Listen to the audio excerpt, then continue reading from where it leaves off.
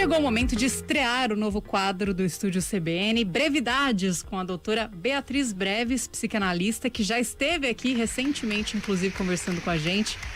Boa tarde para a senhora, doutora. Bem-vinda ao Estúdio CBN. Agora, para ficar, toda semana a gente vai se encontrar aqui para falar de um sentimento diferente. E hoje, ciúmes, né? Um prazer enorme estar com vocês aqui nesse quadro. Eu me sinto muito honrada. Muito obrigada. Nossa, é um prazer recebê-la aqui, como a Stephanie disse, semanalmente, né, Stephanie? E agora a gente vai sempre tratar de um assunto aqui toda semana. Bom, queria que a senhora começasse explicando pra gente da onde vem o ciúme, qual a origem desse sentimento? O ciúme vem... Eu costumo dizer que o ciúme ele vem de um desejo de ter algo do outro e da ameaça de perder o outro. Vem de uma insegurança, de um outro sentimento, né? Vem do sentimento de segurança.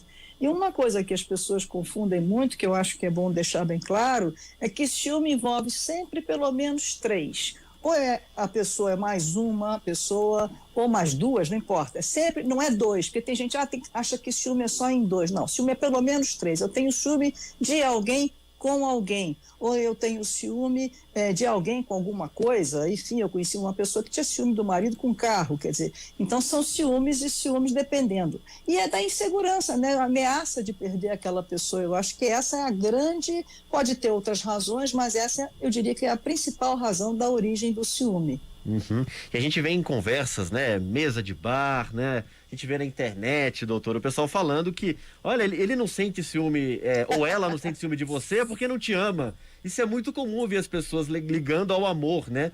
Não exatamente é uma coisa positiva, né? Muito pelo contrário.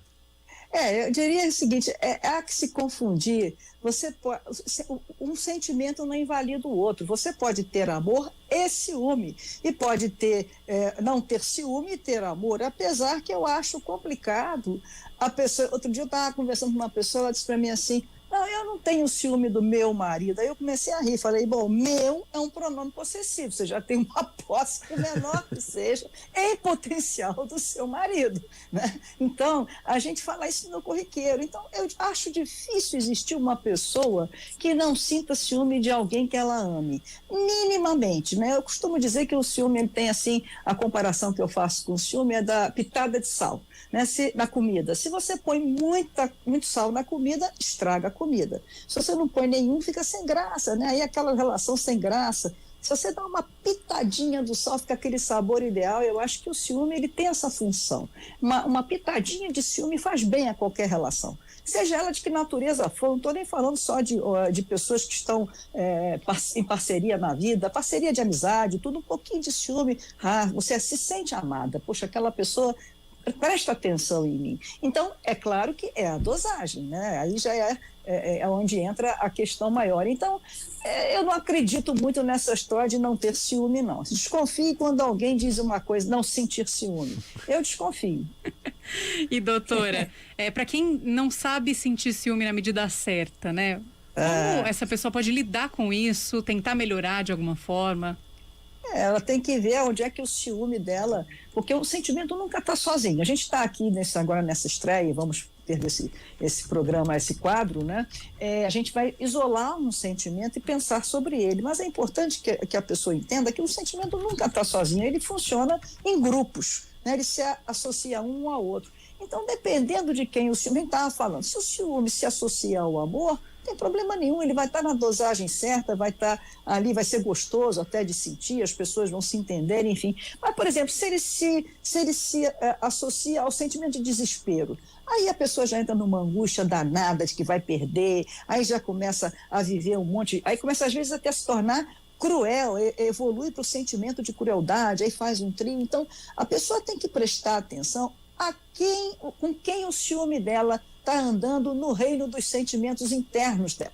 Né? Eu acho que aí é que está a questão. Então, aquela pessoa que não está conseguindo lidar com o seu sentimento de ciúme, ela preste atenção no que ela está sentindo além do ciúme, porque além do ciúme, esses sentimentos que rodeiam o ciúme, que estão norteando aquele sentimento, né, na hora de querer a posse do outro, de não saber viver sem o outro, enfim, é que está criando o problema. Não é o ciúme propriamente dito, é com quem ele está, as companhias com quem ele está andando, vamos falar assim para o grande público entender. Chegou uma pergunta agora que eu achei super interessante, porque é uma realidade também. E quando a pessoa tem ciúme daquilo que nem é dela, por exemplo, quando alguém gosta de outra pessoa, não é correspondido e tem ciúme mesmo assim. E essa pessoa tem que ver exatamente isso. Quer dizer, aí ela está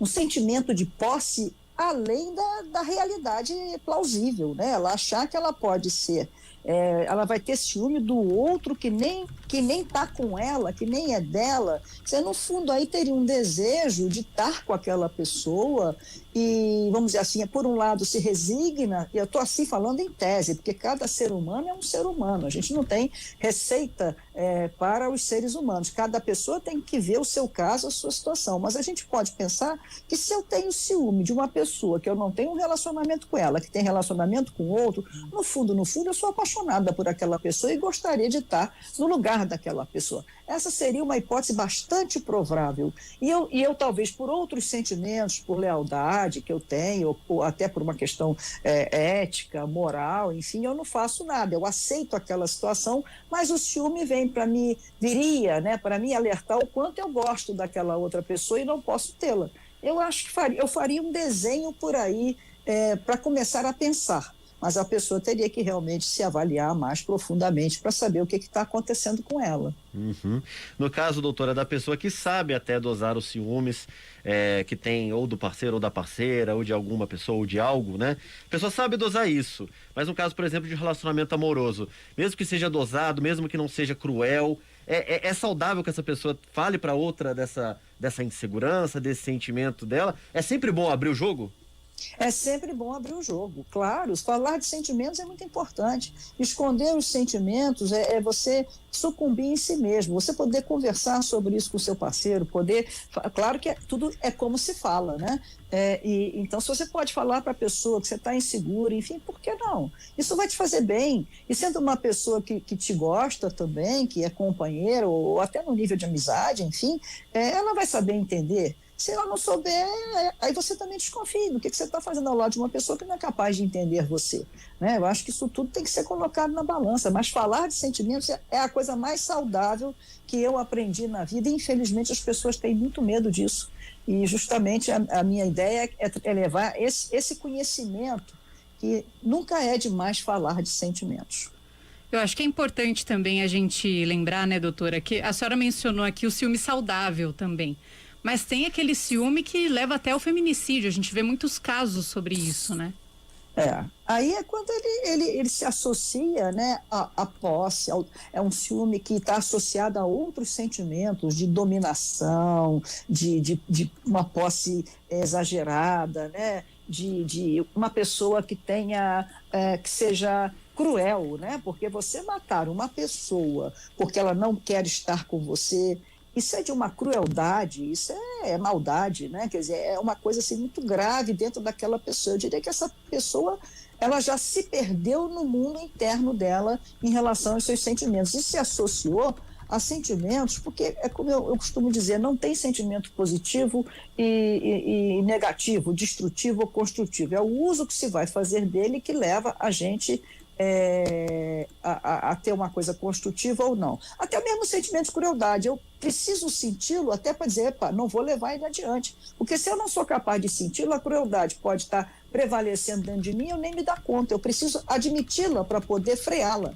né? Então, é importante a gente estar com noção. E se a pessoa não é capaz disso, ela pode chegar a atos realmente por ciúme. Aí não é o ciúme, é o que eu disse, é com quem o ciúme está se aliando, porque o sentimento, eles se formam em grupos, né? Se ele se aciona ao dominador, ao cruel, enfim, aí a pessoa vai ao homicida, né? Uhum. Porque existe o sentimento homicida também, a pessoa sente o desejo de matar, é um sentimento, tem o ato homicida e tem o sentimento.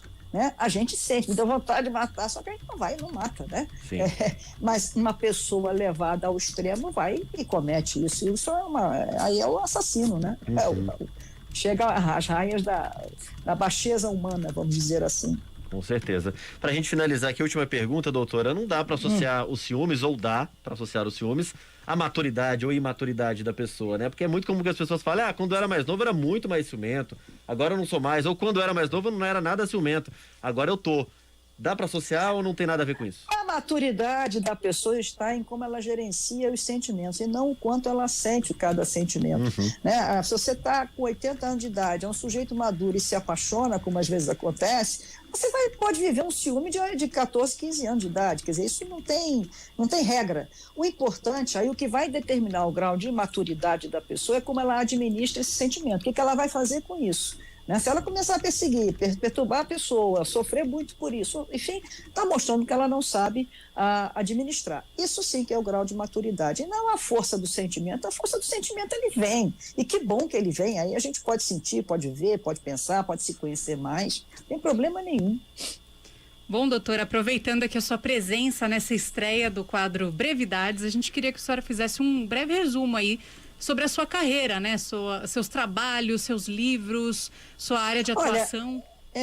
Eu sou psicóloga e há 35 anos justamente, porque a psicologia estuda mais o comportamento humano, a dinâmica interna, a psique, enfim, e eu via que os sentimentos ficavam, sentir de modo geral, e particularmente os sentimentos, ficava meio de lado na história, era visto sempre como uma consequência, e eu disse, não é bem assim não. Aí eu comecei a estudar, justamente, a focar o meu objetivo paralelo na minha profissão a esse estudo. Para isso eu fiz uma pesquisa estou fazendo até hoje, não para nunca, se tornou minha vida, de transdisciplinaridade. Eu me formei em física para aprender uma outra linguagem, um outro olhar de mundo. A gente estuda biologia, estuda tudo que está envolvendo, né, para fazer. Aí eu tenho 8 livros, estou indo para o 9º livro. E quem quiser conhecer meu trabalho pode entrar, eu acho que é mais fácil, entra na Sociedade da Ciência do Sentir, porque aí eu criei a ciência do sentir, que é justamente focando o sentir, buscando incluir o sentir no campo da ciência e convidando as pessoas a falar de sentimentos. Entre lá, Sociedade da Ciência do Sentir, vai conhecer todo o meu trabalho, os livros, todas as atividades que nós temos, e eu acho que vai ser muito interessante. Até por um celular a pessoa pode entrar, não custa nada, chega lá, dá uma olhada e qualquer coisa nos procura. É um prazer poder falar de sentimentos. É isso, tá feito o convite, doutora, muito obrigado, e tá feito o convite também para os nossos ouvintes que gostaram aqui do quadro, para que participem, para que ouçam. Toda segunda-feira nesse horário aqui a gente vai conversar com a doutora Beatriz Breves. Muito obrigado, doutora, boa tarde para a senhora. Agradeço. E até semana que vem. É um prazer, mano. Até semana que vem.